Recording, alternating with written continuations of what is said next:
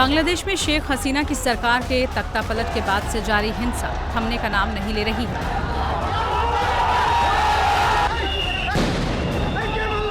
एक बार फिर मंदिर में हिंसा का मामला सामने आया। भारत बांग्लादेश के बॉर्डर पर स्थित इलाके और जमात इस्लामी के गढ़ मेहरपुर में इस्कॉन मंदिर पर हमला किया गया और भगवद गीता को जला दिया गया। इसके साथ ही मंदिर में रखा हारमोनियम तोड़ दिया गया। जानकारी के मुताबिक भीड़ ने मंदिर के गर्भगृह में लूटपाट की, आगजनी तक की गई। मंदिर के इंचार्ज प्रभुजी ने कहा कि अल्पसंख्यकों के ऊपर आक्रमण हो रहा है। 5 तारीख के पहले लगभग 5:30 बजे भीड़ का हमला हुआ। वो लोग साथ में पेट्रोल बम और विस्फोटक भी लेकर आए थे। हम उस वक्त मंदिर में 16 लोग थे। यहाँ पर मौजूद गहनों, प्राचीन ग्रंथों के साथ सारी चीजों को जला दिया गया। मंदिर बनाने के लिए जो डोनेशन मिली थी उसे भी लूट लिया गया। मंदिर की संपत्ति में रखी मोटरसाइकिल भी जला दी गई। आज एक बार फिर से बांग्लादेश हिंसा की आग में जल रहा है। हजारों की संख्या में बांग्लादेशी लोग भारत की सीमा पर खड़े हैं, लेकिन उन्हें भारत में दाखिल नहीं होने दिया जा रहा। बांग्लादेश में शेख हसीना की सरकार के तख्तापलट के बाद वहां हिंदुओं के प्रति लगातार हिंसा हो रही है, जिसके बाद वृंदावन में साधु संतों ने आक्रोश प्रकट किया। साधु संतों और स्थानीय निवासियों और साथ ही हिंदूवादी संगठनों ने संयुक्त रूप से पैदल मार्च निकाली, विरोध प्रदर्शन किया गया। साथ ही बांग्लादेश में हिंदू समुदाय की सुरक्षा की मांग की गई। इस दौरान कई साधु संतों ने बांग्लादेश के हालात पर चिंता जाहिर की। उन्होंने कहा कि बांग्लादेश में हिंदुओं पर अत्याचार हो रहा है। देश को हिंदू राष्ट्र घोषित किया जाना चाहिए। बांग्लादेश की हिंसा पर मार्च निकालकर साधु संतों ने अपना आक्रोश व्यक्त किया। इस दौरान उन्होंने कहा कि हिंदू समुदाय सुरक्षित नहीं है। हिंदुओं को बांग्लादेश में लगातार निशाना बनाया जा रहा है। इस विरोध मार्च में शामिल साध्वी रितंबरा ने कहा कि हिंदुओं पर हो रहे अत्याचार के विरुद्ध आवाज उठानी चाहिए, क्योंकि बांग्लादेश में हिंदुओं की जो दशा हुई है वो बहुत ही चिंतनीय है।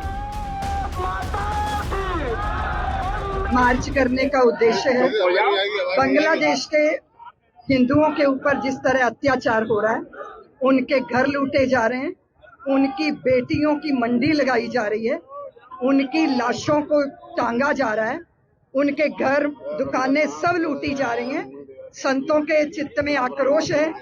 इस देश की सरकार से हमारी ये चाह है कि वो वहाँ के, मैं निश्चित मानती हूँ कि बांग्लादेश के हिंदुओं के लिए सरकार ने कदम उठाए होंगे, लेकिन हम यहाँ भारत के समस्त हिंदुओं को ये कहना चाहते हैं कि जब आप अपने ऊपर हो रहे अत्याचारों की आवाज नहीं उठाएंगे तो आपके लिए रोने वाला कोई नहीं है।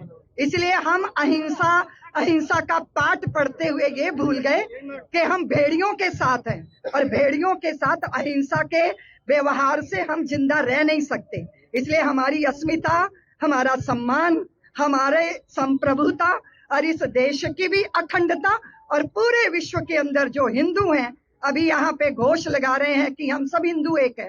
बांग्लादेश के हिंदू की पीड़ा हमारी पीड़ा है। हमने ये पीड़ा पहले भी झेली थी।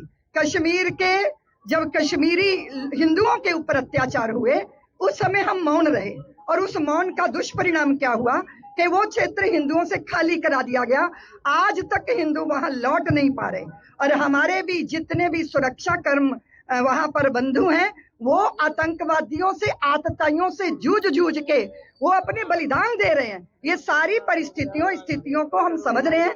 संतों ने आज ये आह्वान किया है हिंदू समाज का कि वो भगवान कृष्ण को बांसुरी बजाते हुए, मक्खन खाते हुए, लड्डू गोपाल की पूजा बहुत करते हैं, लेकिन अब समय आ गया है श्री कृष्ण के सुदर्शन चक्रधारी रूप का स्मरण करने का हृदय आ गया। इस दौरान बांग्लादेश में हिंदुओं पर हो रही हिंसा को लेकर चिंता प्रकट की गई। साधु संतों ने केंद्र सरकार से ठोस कदम उठाने की और उनकी सुरक्षा सुनिश्चित करने की मांग भी की है। ऐसे में बांग्लादेश में हिंदुओं पर हो रहे अत्याचार के बीच अब सरकार क्या कदम उठाती है, ये देखना होगा।